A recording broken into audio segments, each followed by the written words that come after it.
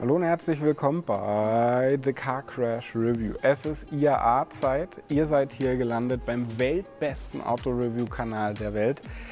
Ja, deshalb wäre es vielleicht ganz cool am Anfang, wenn ihr den Kanal abonniert, um euch zu belohnen, denn bei uns gibt es jeden Tag eine neue Karre. Ihr denkt euch, ey Jan, warum sitzt ihr hier? Wir sind in Sindelfingen im Studio beim Daimler. Ja, und jetzt geht's los. Was machen wir heute? Wir haben euch ja den EQS vorgestellt. Unsere Überschrift war ziemlich plakativ: das beste Elektroauto der Welt? Fragezeichen. Antwort: auf jeden Fall das komfortabelste. Und die Leute da draußen, die sich auskennen, die wissen, ja, der Arrhythmie geschuldet, was jetzt kommt. Der EQE. Und das ist sozusagen die vollelektrische E-Klasse vom Daimler. Hier steht sie. Ja, und was machen wir heute so? Ich werde euch alles zeigen. Ne? Ich werde euch dieses Auto vorstellen. Wir werden über den Motor sprechen, über die Ausstattungsvarianten, über den Hyperscreen im Innenraum, über den CW-Wert, über den Look, über die Technik, die Assistenten. Nur fahren dürfen wir ihn leider nicht. Wenn ihr uns vertraut, dann bleibt er genau jetzt dran. Ich stelle euch das Auto vor. Schauen wir mal, wie viel EQS, elektrische S-Klasse, in der elektrischen E-Klasse steckt. Und da gibt es einen kleinen Kurs von mir am Anfang. Mua.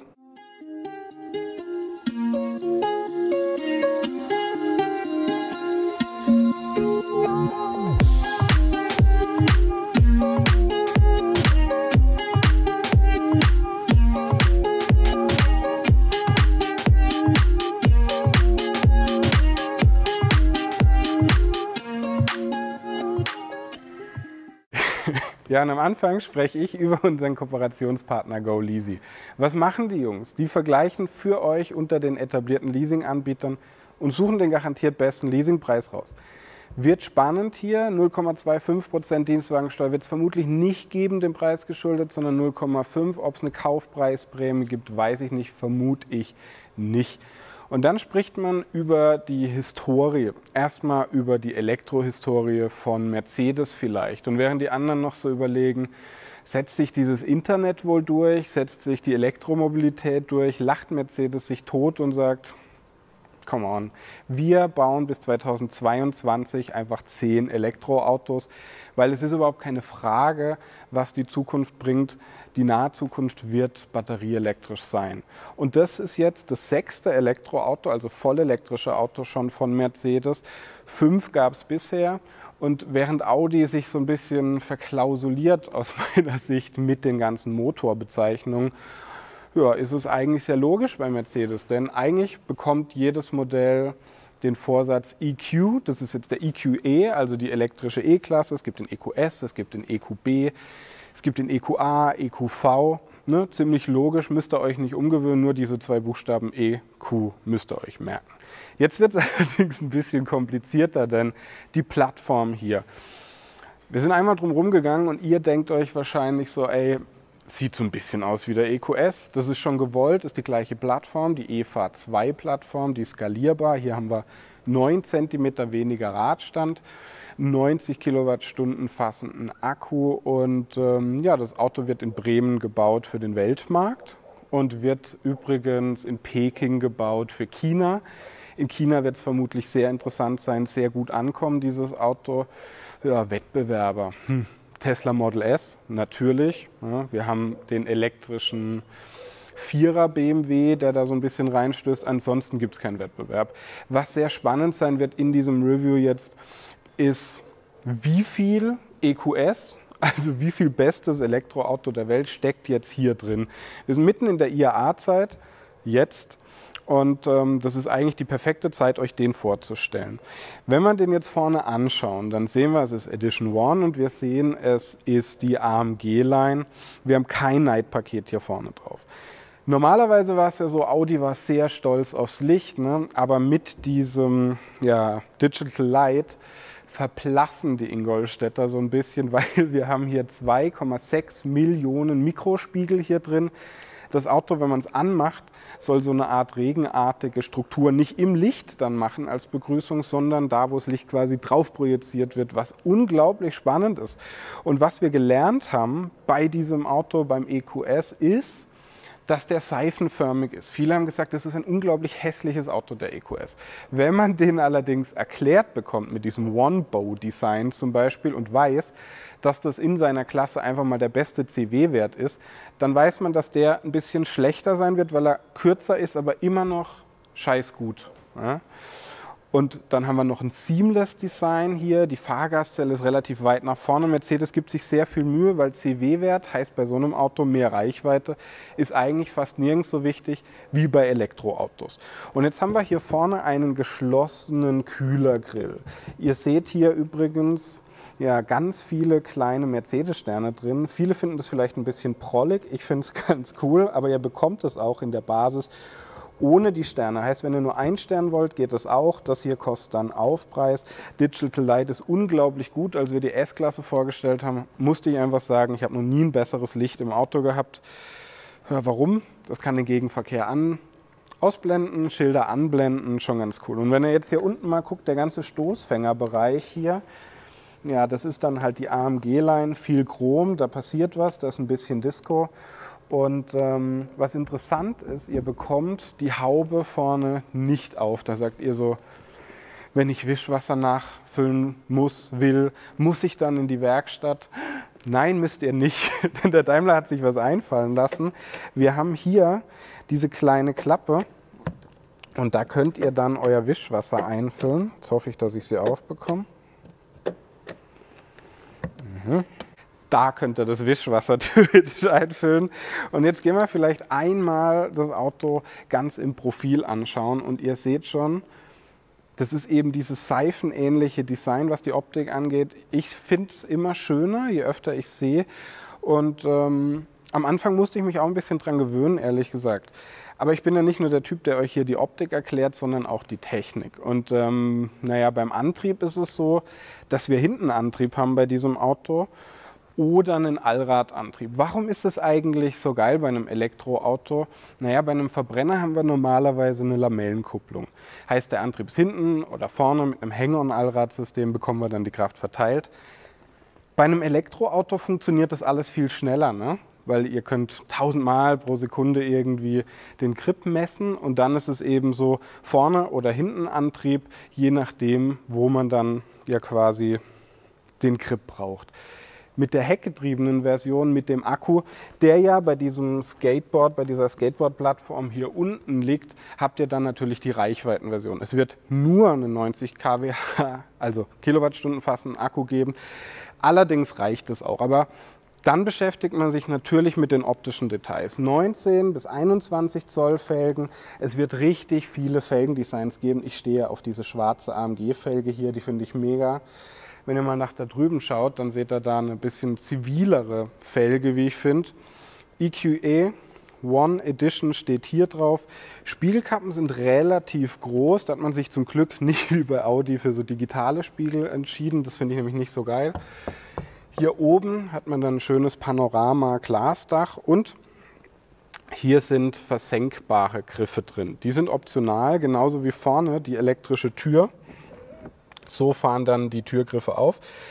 Natürlich auch gut für einen CW-Wert. Wir haben rahmenlose Scheiben, was in der Entwicklung nicht ganz so günstig ist. Wenn er hier zieht, ist noch Vorserie, sollte dann normalerweise die Tür optional elektrisch auf und zugehen. Man hat uns gesagt, mehr Leute werden das nehmen als die normale Standardtür. Hier hinten seht ihr das dann auch. Vermutlich wird es auch eine Zuziehfunktion für die Tür geben. Seht ihr jetzt hier, die ist hier auch drin. Ja, und wenn man jetzt das Heck anschaut, dann ist es für mich eigentlich so die Schokoladenseite gewesen beim EQS. Diese Leuchte hier, auch die lässt Audi leider so ein bisschen verblassen. Da hat man sich gedacht, okay, wir orientieren uns vielleicht hier ja, an dem Draht von einer Glühbirne, ziehen das hier durch und haben ein Verbindungslicht hier. Das ist schon sehr spannend, wie ich finde. Eine Schleife ist, glaube ich, hier weniger drin als beim EQS. Hier unten, Auspuffendrohre sucht man vergeblich. Man hat hier dann ja auch nochmal so einen Diffusor, der aus meiner Sicht ja überhaupt keine Funktion hat für einen CW-Wert, dafür aber die Abrisskante. Denn das Auto fällt hier hinten schon relativ stark ab. Ja, und wenn man jetzt guckt, wo er aufgeht, ist es hier im Sternchen drin Und für viele war jetzt überraschend, dass man den Kofferraum nicht hier oben anschlägt, also quasi eine 5. Tür schafft, sondern quasi nur diesen kleinen Deckel macht, ist eben wohl auch für einen CW-Wert und vielleicht in der Entwicklung ein bisschen günstiger. Und wenn ihr euch das jetzt hier mal anschaut, weiß ich nicht, wie groß der Kofferraum ist, aber wir können es uns ja einfach mal anschauen. Ne? Und da passt schon relativ viel rein. Doppelten Ladeboden haben wir hier auch, was ich sehr gut finde. Was wir jetzt zusammen machen, ist hier wieder zu. Und dann springen wir mal zusammen auf die Rückbank und schauen mal, ob da drin viel Platz ist. Ausmaße übrigens, ja, die sollen so ein bisschen CLS-mäßig sein. Das sind wie gesagt 9 cm weniger als beim EQS. Das mache ich hier auf. So, und jetzt kommen wir mal da hinten rein.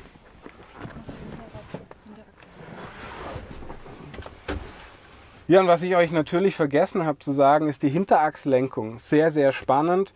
Fahrwerk vielleicht generell wird ein adaptives Fahrwerk sein hier drin. Immer, ne? Also eine Stahlfeder mit einer adaptiven Dämpfung. Und dann wird es optional eine Luftfederung geben, genauso wie beim EQS. Und hinten habt ihr dann die Option zu einer Allradlenkung. 4,5 Grad oder 10 Grad eben. Spannend wird sein, dass die 10 Grad auch über Over-the-Air-Updates verfügbar sein werden. Und jetzt schaut euch das mal an. Wie viel Platz kann ein Mensch hier hinten haben? Das ist unglaublich. Wirklich krass. Mitteltunnel bleibt nahezu unbelegt. Für meine Beine habe ich eigentlich mehr Platz, als es gut wäre. Hier dieses Glasdach mit einer Jalousie. Und danke Mercedes, dass ihr den Innenraum weiß macht, weil perfekt zum Filmen. Schaut euch mal die Sitze hier an, dann haben wir hier Isofix, unglaublich viel Platz. Armauflage hier. Hier haben wir dann dieses kleine Element, wo ihr dann eure Champagnergläschen reinmachen könnt. Das ist großartig. Der Vorteil der Elektromobilität ist eben langer Radstand, kurze Überhänge, heißt einfach hier viel Platz. Und jetzt klappe ich mal noch hier die ganze Rückbank um. Eine kleine Ladekante seht ihr. Aber das ist schon richtig gut und wenn ihr dann mal die Sitze hier vorne anschaut oder hier diese 2-Zonen-Klima, hinten seht ihr schon, okay, Mercedes meint es immer noch ernst mit dem Luxus. Dann haben wir hier eine Leuchte, die auch sehr charmant ausgeformt ist, wie ich finde. Und schaut mal nach da vorne, vielleicht diese Ambiente-Beleuchtung. Ja, das ist großartig, das knallt nicht nur bei TikTok übrigens. Und wenn ihr jetzt mal in die Tür mit mir schaut, dann seht ihr schon, ja, vom VW-Konzern hat man sich da relativ wenig abgeguckt. Wir haben hier unten ein bisschen Hartplastik, okay, aber hier oben ist alles bezogen in blau, schöne Ambientebeleuchtung. Hier so eine Art Skateboard, wo man einen Arm auflegen kann, schöner Türgriff, relativ zurückhaltend und eine Burmester-Anlage. Bevor es jetzt nach vorne geht, fällt mir ein, ich habe euch komplett vergessen zu erzählen, wie viel Kraft wir in diesem Auto haben. Es wird unterschiedliche Motorvarianten geben. Ne? Nicht nur ein Heckantrieb, sondern auch ein Allradantrieb. Hier, das ist die einzige Sache, die ich euch verraten kann, haben wir 245 kW, 330 PS werden das etwa sein. Mehr weiß ich nicht, mehr kann ich nicht verraten, wird Mercedes dann vermutlich selbst tun oder wir irgendwann. Was wir jetzt machen, ist reinspringen und dann zeige ich euch den Hyper-Screen und was das Auto innen kann. Kommt mit.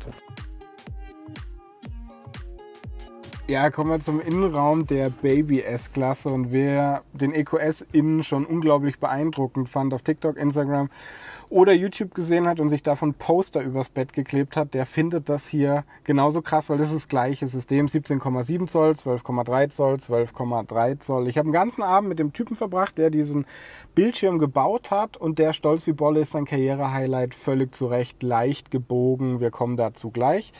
Und hier innen ist mega viel Platz. Ich finde direkt eine Sitzposition, ein unglaubliches Gefühl von Luxus hier drin. Wenn es dann mal das Auto den Status Vorserie nicht mehr hat, sondern dann in der Serie ist, wird die Tür optional vorne elektrisch aufgehen. Was wir jetzt schon haben ist, wenn man die leicht zuzieht, also nur so anzieht, ja, dann gibt es so eine Zuziehautomatik, was sehr angenehm ist, wie Jessie sagen wird. Ne? Und jetzt fangen wir erstmal an, aber den ganzen Luxus hier drin abzunudeln. Sehr despektierlich, aber nicht so gemeint. Die Sitze hier sind mega. Die erinnern an die vom EQS aus der S-Klasse, sind einigermaßen dünn, haben gute, dicke Seitenbacken, alles hier drin mit der Ambientebeleuchtung, sehr puffig, sehr nobel, sehr geil. Kann man dezent einstellen, weniger dezent. Sitze sind bequem, geben tollen Seitenhalt.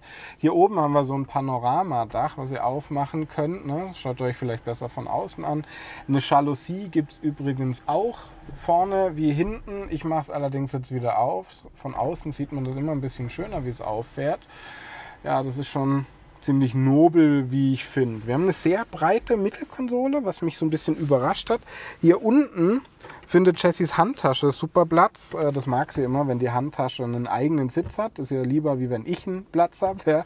Und Frauen lieben das, dass hier unten Platz ist und ohne Scheiß, man kann da echt mal was unterbekommen. Und Edition heißt Edition One, Fußmatten, alles hell hier drin. Ich kann es euch mega gut zeigen. Hier, schaut mal in die Tür rein.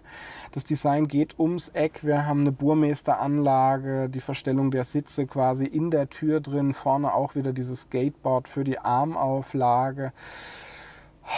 Schon cool, die rahmenlosen Scheiben ziehen dann von alleine zu mit einem rahmenlosen Innenspiegel hier. Und ja, ich bin ein bisschen stolz, das Auto zeigen zu dürfen, weil es mich innen echt ein bisschen antörnt, sage ich euch ehrlich. Hier haben wir eine induktive Ladebuchse drin, da passt das Handy dann rein, sehr praktisch, 2 USB-C-Stecker.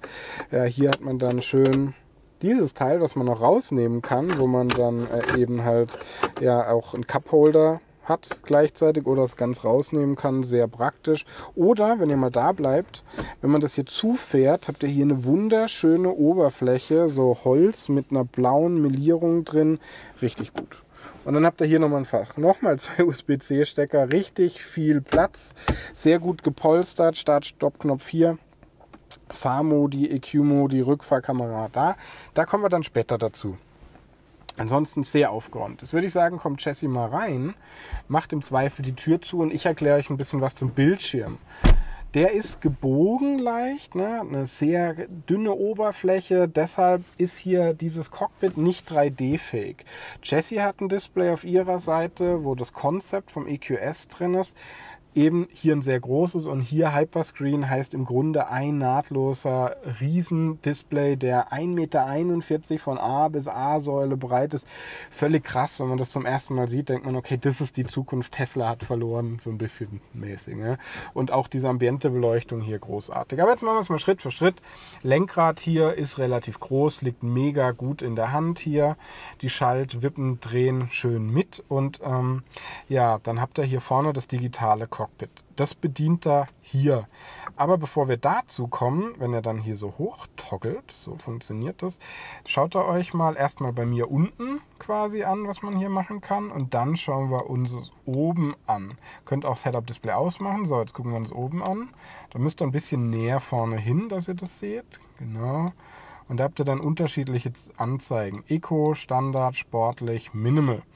Und hier unten könnt ihr dann aber auch das Cockpit verstellen, zu dezent hin quasi, so sieht das dann aus. Da könnt ihr dann auch die Farben verstellen vom ganzen Innenraum, was wirklich schon echt cool ist. Ne?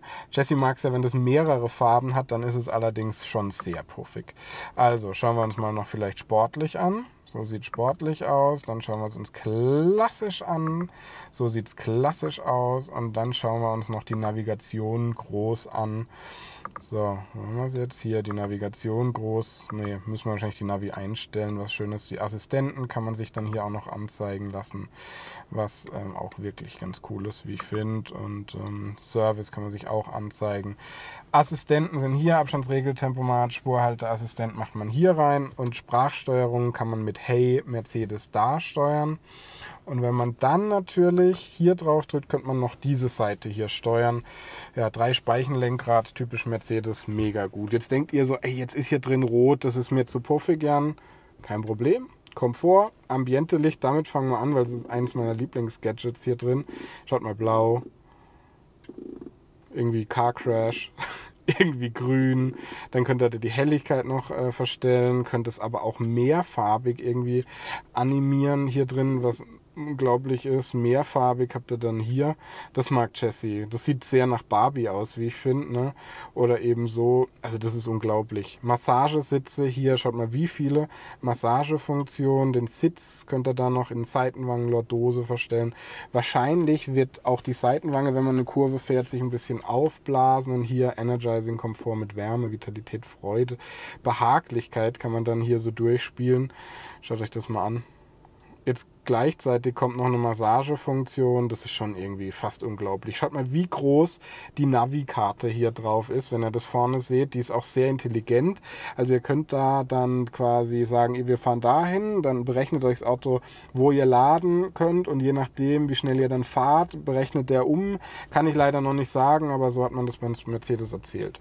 Apps haben wir hier. Schaut mal, Dashcam zum Beispiel ist hier drin.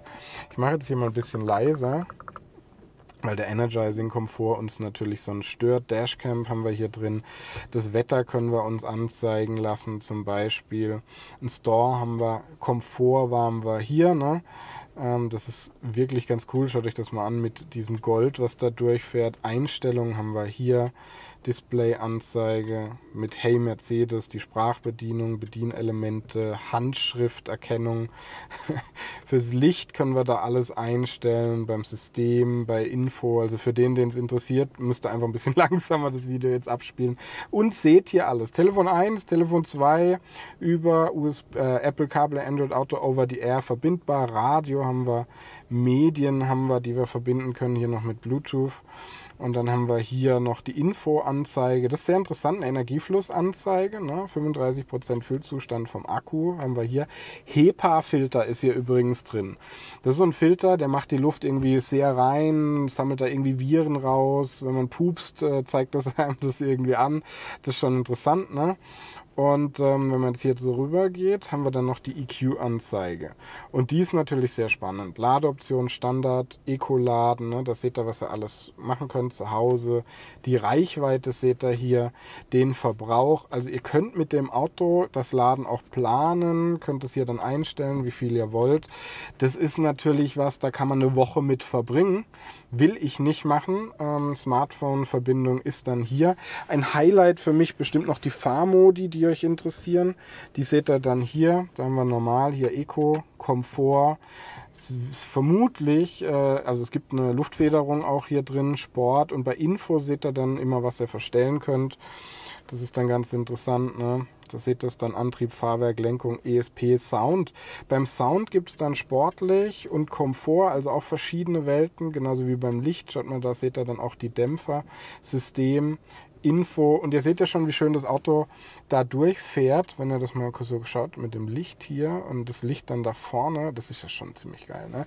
Aber noch schöner ist eigentlich, wenn er dann hier auf die Rückfahrkamera klickt, ne? Hier drauf. Warum gehst du nicht, liebe Rückfahrkamera? Machen wir einfach mal einen Rückfahrmodus rein. Nochmal an vielleicht. So, Rückfahrkamera da rein. Ne, Rückfahrkamera will noch nicht. Wahrscheinlich, weil es Vorserie ist. Genauso die Komforttüren hier habe ich jetzt auch noch nicht gefunden. Vielleicht muss das Auto dafür aus sein. Komforttür, nee, funktioniert leider noch nicht. Anheben heißt, wir haben hier tatsächlich die Luftfederung drin und ja, Rückfahrkamera will leider noch nicht. Hier könnt ihr auch noch lauter, leiser machen. Habt hier nochmal die wichtigsten Funktionen drin. Mit Hey Mercedes könnt ihr dann sagen, mir ist kalt, der macht es dann irgendwie hier drin wärmer und andersrum. Könnt euch die Navi-Sache einstellen zum Beispiel. Ja, guckt mal hier. Hey Mercedes, mir ist kalt. Das kann ich. Wie bitte? Mir ist kalt. Gerne. Ich erhöhe die Temperatur auf 25 Grad. Mega. Was ich euch noch gar nicht gezeigt habe, ist der zweite Screen hier mit Amy. Ne? Schauen wir uns das mal an. Hier könnt ihr nämlich alles machen, was ihr bei den anderen Screens auch machen könnt. Das ist schon ziemlich cool, oder?